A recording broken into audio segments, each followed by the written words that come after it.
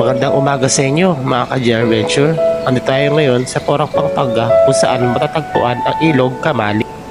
Tara, samahan nyo ako sa panibagong adventure dito sa Ilog Kamalig.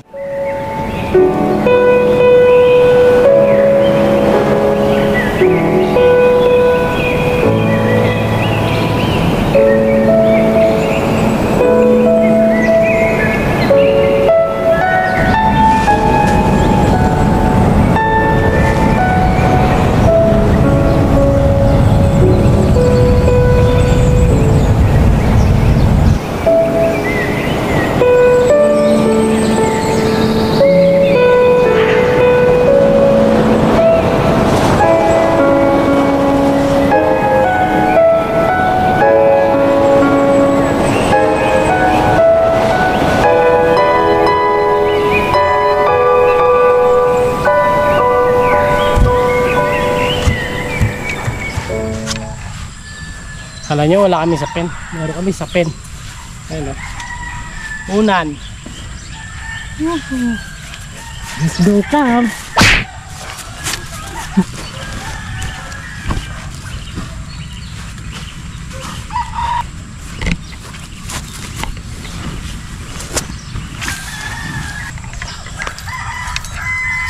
All goods in the hood.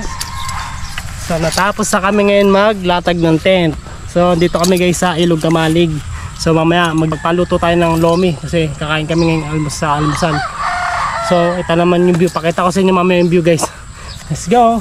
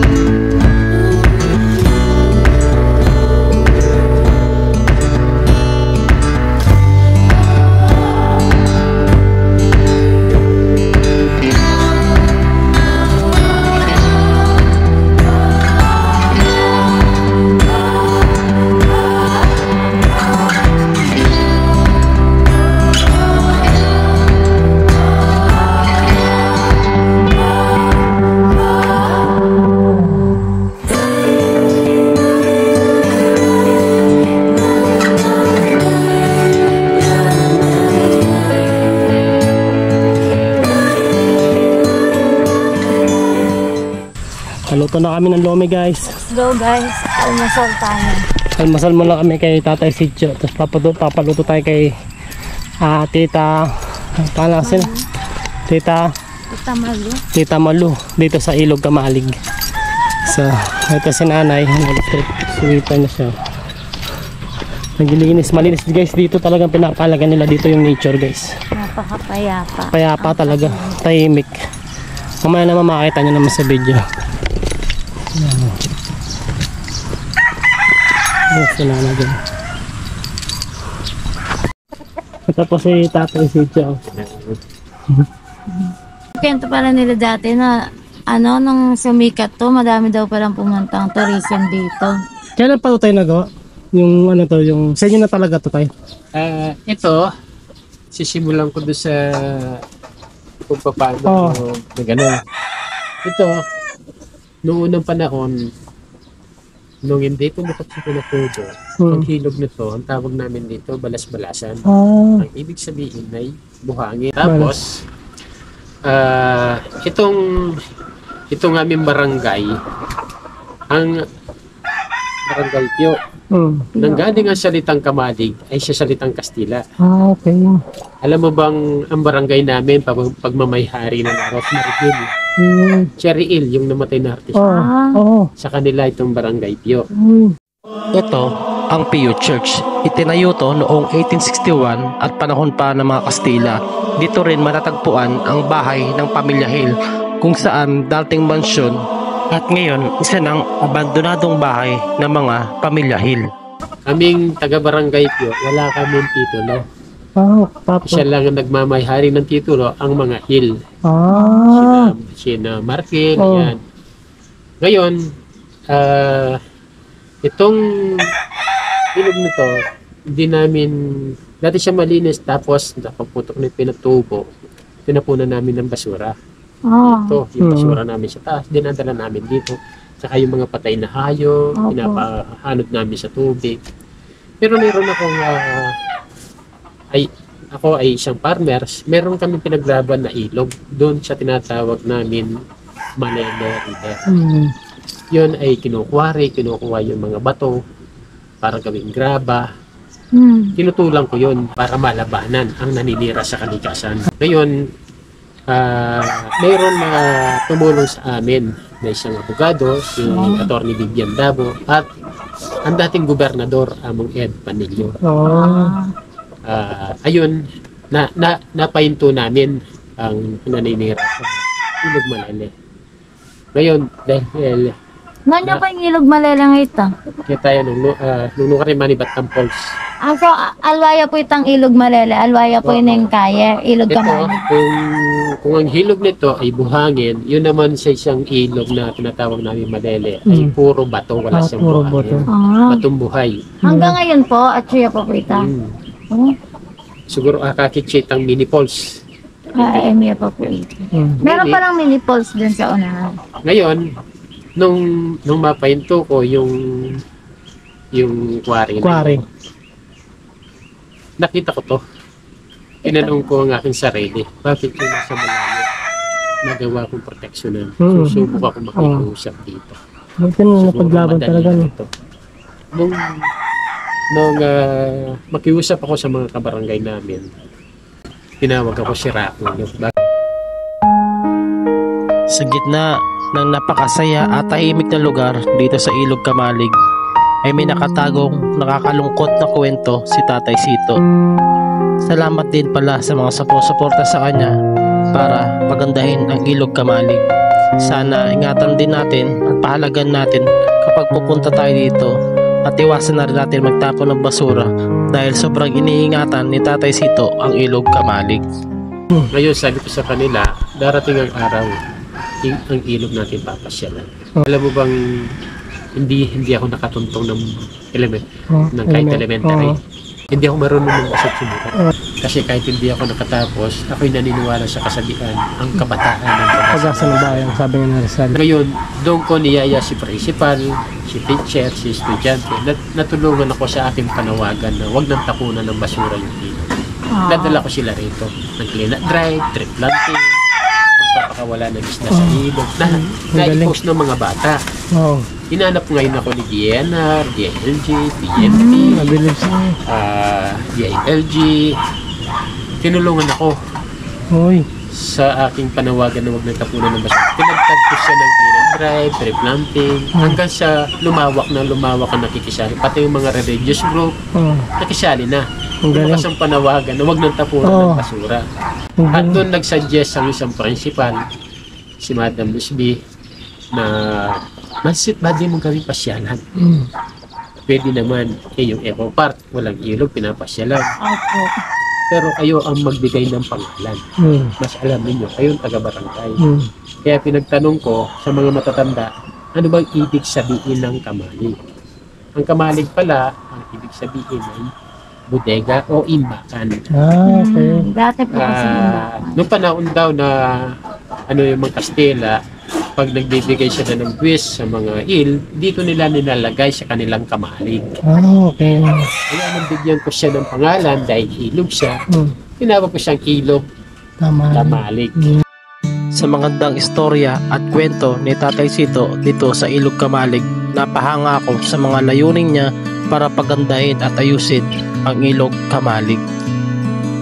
Gusto ko magtayo din ng isang bonfire kasi dito yung mga nagkakanting minsan kanya-kanyang bonfire nasisira yung damo. Yun. Dahil talaga may sarili talaga bonfire doon. Ang gusto ko sana isang area na lang para tapos maglalagay ako ng alkansang kawayan yung gustong maghulog para doon sa magiging katulong ko doon. Kukuha ko ng ano doon, isang katutulong ko rin, si Turgay. At kung magpapaapoy siya, yung natural sa buho.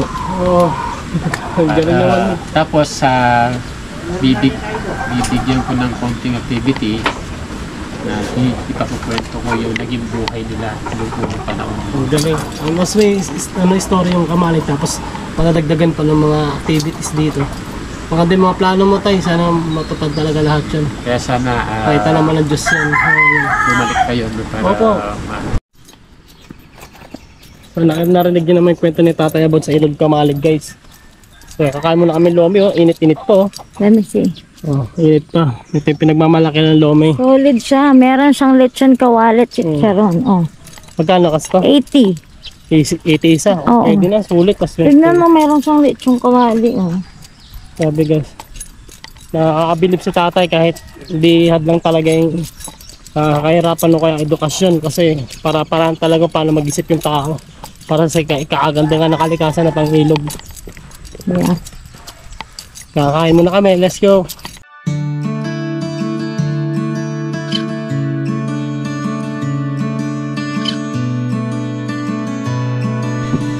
So guys, nakain na kami ng lomi. Luto pa lang ni Tita Malu, grabe tignan nyo naman. Kain na tayo.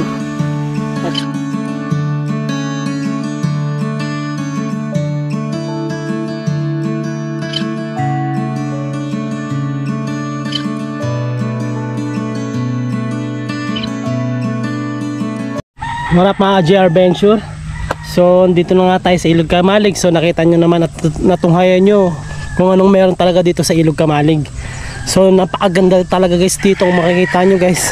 Sobrang linis talaga, pinapahalaga nila yung kalikasan dito. Kahit yung mga basura talagang tinatapon. Si nanay niya nagwawalis aga-aga yun. Doon si nanay nagwawalis. Tapos yung ilog dito malinis talaga guys. So sakto lang yan, siguro mga 1 feet lang to guys. Pwede pang pamilya tsaka pang mga pambata yan. Grabe guys, ang ganda dun kung magtatayo ka ng bahay ito, napakaganda. Sobra. Nakaka-relax dito. Tapos nga yun nga yung mga kwento nga ni Tatay kung paano niya pinaglaban ng Ilog Kamalig, para at paano pahalagan ni Tatay ang Ilog Kamalig, dahil nga importante sa kanya to at sa mga pupuntang turista dito.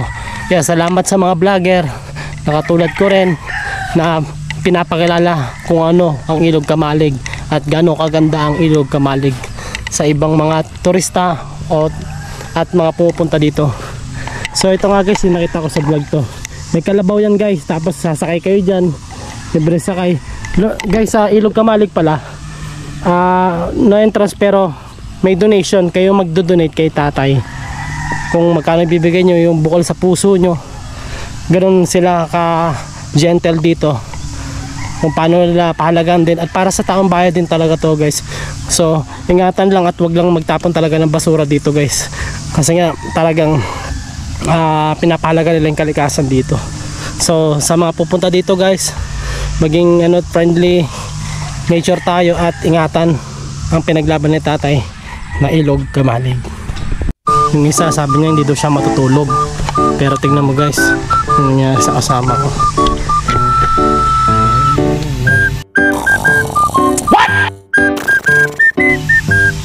Ito naman si Fresh One. Ito yung sinasabi kong naayos ka na. Ilaw na siya. Ano si Fresh One, ang pagbabalik ni Fresh One. Lamesa namin. So maya maya maliligo ako nyan. So pahinga lang ako konti, tapos maliligo ako doon sa ilog na yan. Hindi tayo uwi nang hindi tayo naliligo dyan. Let's go.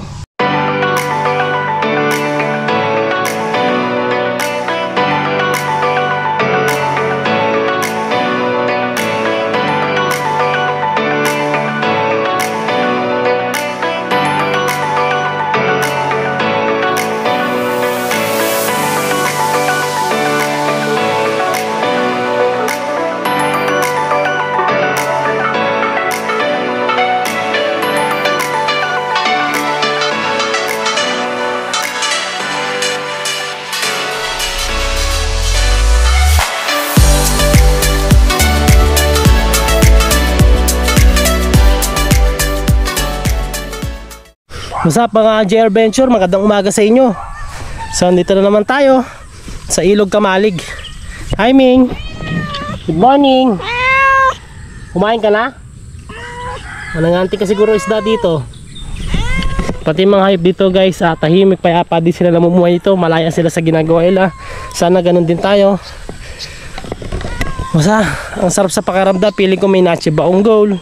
Kahit na andito tayo sa lugar kung saan payapa, tahimik, walang toxic, walang ingay, walang gulo. Tayong maririg mga punot, halaman, ilog, mga ibon. Tingnan mo sa lugar na to guys, simpleng pamumuhay. Diba? Ito yung pag nagkakailad ka na, parang gusto mo na tumira dito. Magtayo ka lang ng bahay dito, sapat na guys, tapos may tanim ka doon. Diba? Ang napaganda nun guys. Wala kang iisipin. Basta tahimik, walang makikialam sa'yo. Malaya ka lang sa ginagawa mo. Itong pusa, sunod na sunod sa akin, Ming. Ano yun? Ano yung pusa? Ming, nagugutom ka, tawa-taba mo, tingnan mo.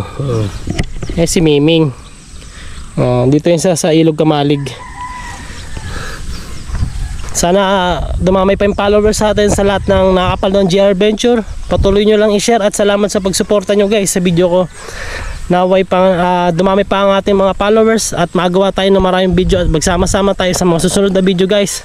So hindi muna ako magpapahalam dito at patuloy nyo lang i-follow yung page ko na JR Venture guys.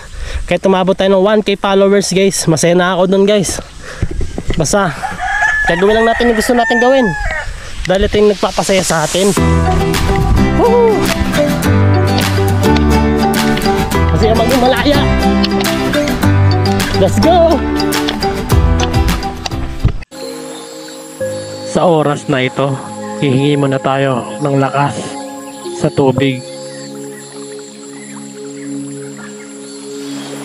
At sa haring araw. At para laging kalmado ang ating isipan sa lahat ng bagay.